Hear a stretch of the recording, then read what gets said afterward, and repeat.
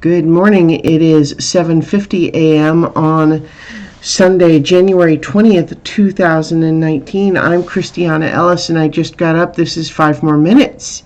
It's Sunday, which means I'm continuing my rewatch of Gravity Falls with Season 1, Episode 11, Little Dipper.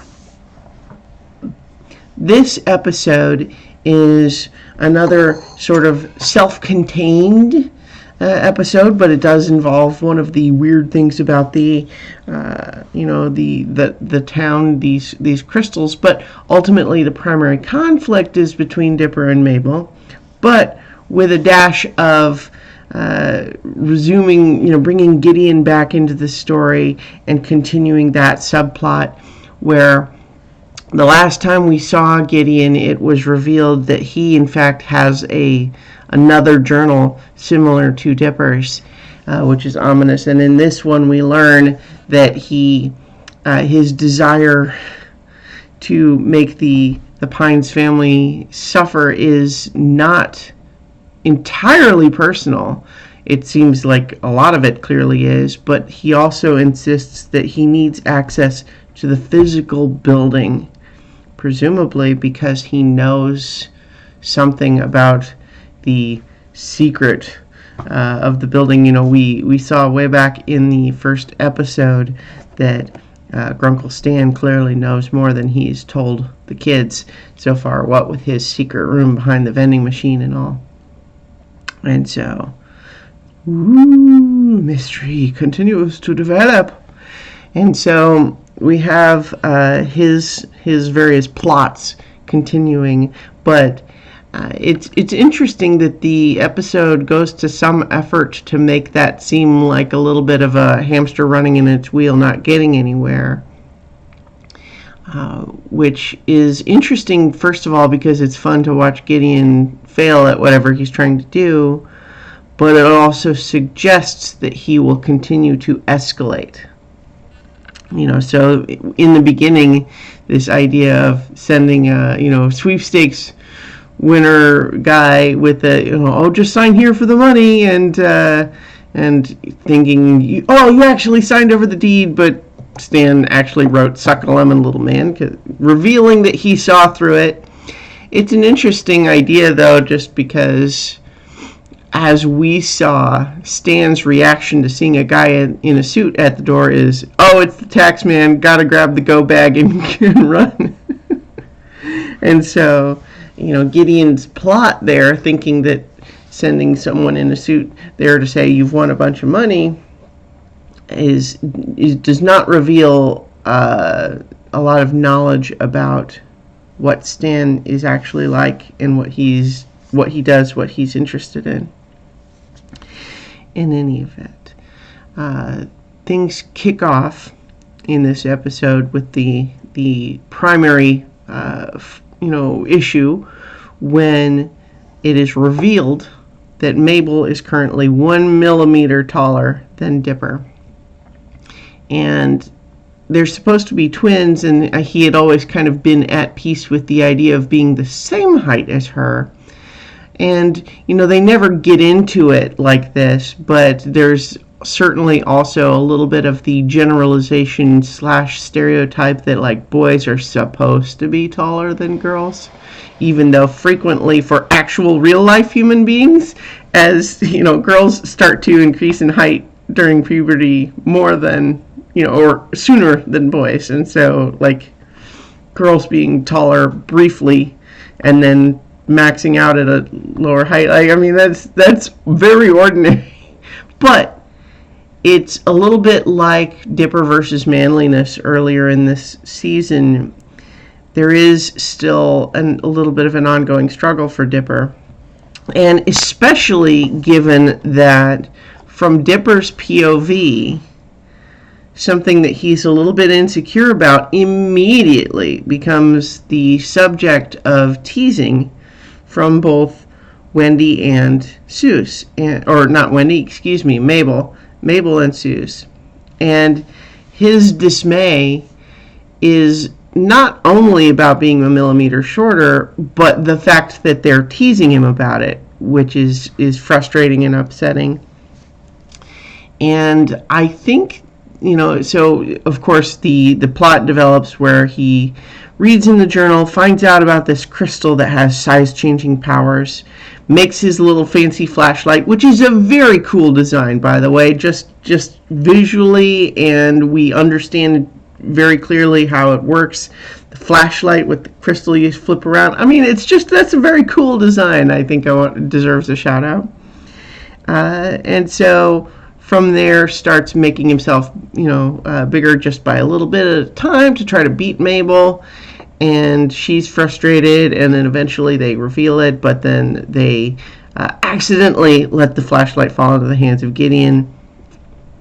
He shrinks them, reveals he is still intent on, when he has both twins at his mercy, he reveals that he still does want Mabel to be his queen, whatever that means, and also that his reaction when he has Dipper at his mercy is to want to interrogate him, suspecting you have a journal too, don't you? And wanting to know more about it in that direction, which is interesting. And then ultimately he decides he wants to try to shrink Stan too, and he's going to use this to take over the Mystery Shack. And of course, it's all ultimately thwarted by them tickling Gideon until he is incapacitated. And it's interesting, actually, just as a brief tangent. The idea of tickling someone when they don't want you to is definitely something that I think we usually get past that as adults. But there is this feeling among adults sometimes that it's okay to tickle kids even when they don't want you to, because, first of all, they can't stop you. They are not powerful enough to stop you, and that it seems like they're having fun from the outside. Like someone who's being tickled and is laughing, that seems fun from the outside, but of course, it's an important lesson that we should teach kids, that they have the right to have people not do things to their body, at least in some circumstances. Obviously, there's sometimes kids that you need to do things for their own good, but not when it is purely an exercise of, I think it's funny to make this happen to you. That's not a good reason to to do something to a kid. So I guess what I'm saying is, don't tickle kids without their consent. Yeah. Anyway, where was I? Oh, so in any event, though, they they are defeated, and the kids have their realization, their epiphany, which is, I think, a really interesting and good one. Is that from Dipper's perspective, this teasing came out of nowhere. Like, why is Mabel suddenly talking about being the alpha twin, and like why are they making fun of him over this height thing? Like, he maybe wouldn't have been so insecure about it, except that they kept teasing him about it. And then Mabel reveals Dipper's better than her at so many other things, and every time he beats her at something, he rubs it in her face, and he was not aware of that pattern. And I think that that's a good lesson, because when a dynamic suddenly changes between two people, it might come out of nowhere for one of them, but for the other, it might finally be the dam breaking after a long time of pressure, right? Or the final. In any event, I really like the realization that Dipper realizes that although two wrongs don't make a right exactly, he recognizes that he had been somewhat inconsiderate and not realizing how much he had been, teasing Mabel on his, for his own part. And, so I think it's nice for them to kind of work that out. And in the meantime, of course, we get an episode with lots of silly, fun things about making things big and making things little, and all of that's really good. It's really fun to imagine, Mabel gets her giant gummy koala, and walking around for a good chunk of the episode with she's got a little hoodie pouch, and with this gummy koala head in there. It's a lot of fun. Also, the idea that they temporarily thwart Gideon by throwing gummy candy in his hair, that's fun too. And I think that even for a cartoon like this one, the idea that the kids can pilot that inflatable dollar sign back to the Mystery Shack strains credibility a little bit. I mean, I'm not too worried about it, but it's a little bit like the episode, other than showing us like them like moving the flaps of it a little bit, like, why would they be able to do that? Why wouldn't it just fly straight into the air?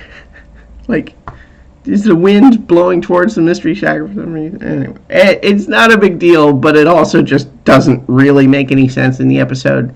Makes very little effort to explain it. It feels like a last-minute sort of writer's room, like, well, shoot, we don't know how to solve this problem. How could we get them over there? Well, they could fly back. Well, how does that happen? I don't know. We want to go to lunch. Anyway.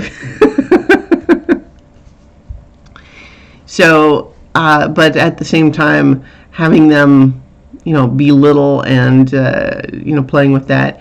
And it's also a great gag at the end that they decide to break the crystal so it doesn't fall into the wrong hands, and then they forget that they haven't brought Seuss back to full size yet.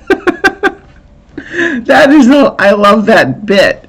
Now, I mean, if we think about the episode a little bit, Dipper just went into the forest and got that crystal the first time. There's no reason why he couldn't do that again. And presumably that is, in fact, what happens. But at least in the moment, the idea that they get so caught up in their sibling reconnection and their reconciliation and their desire to not let this powerful technology fall into the wrong hands that they literally forget that there's someone else who needs to be... That's pretty great. I love that. And so it's good stuff. And the whole mirror maze thing that Stan has set up and, feels like, yeah, that's the sort of thing that would be in an attraction like the Mystery Shack. And Stan feels a little bit in this episode supernaturally one step ahead of Gideon. Like they're just establishing that dynamic for now. That that currently, without wanting to say that it's actually supernatural, they're trying to establish the dynamic currently that Gideon is continuing to try to do stuff, but so far been thwarted at every turn. And this is another example. This episode, I feel like, I can't remember for sure now, but I think is the first appearance of Gideon's mom. And even though there's an element of humor to that character, it's also a little bit upsetting how she's like those people in the Wish You Into the Cornfield Twilight Zone episode, that she's so clearly afraid to say anything. She's like just constantly vacuuming in order to avoid having to deal with her husband or her son. And it's funny on a superficial level, but it's also kind of horrifying. Anyway, they are the bad guys. Anyway, so, I'm not saying she's a bad guy. I don't know. Anyway, I guess the point is they are showing that the bad guy, a.k.a. Gideon, has unhealthy family dynamics, which is to be expected. Anyway, I'll leave it there for now, and I'll talk to everyone tomorrow for 5 more minutes. But also, don't forget, if you do watch this on Saturday evening, because you're in the States and I'm in North Korea, if you do watch this on Saturday evening, in just about an hour, I'm going to be, at 7 p.m. Eastern Time, I'm going to be recording session 2 of This Space for Rent, the Space KCS RPG. So I hope you'll check that out, and then I'll talk to you all tomorrow for 5 more.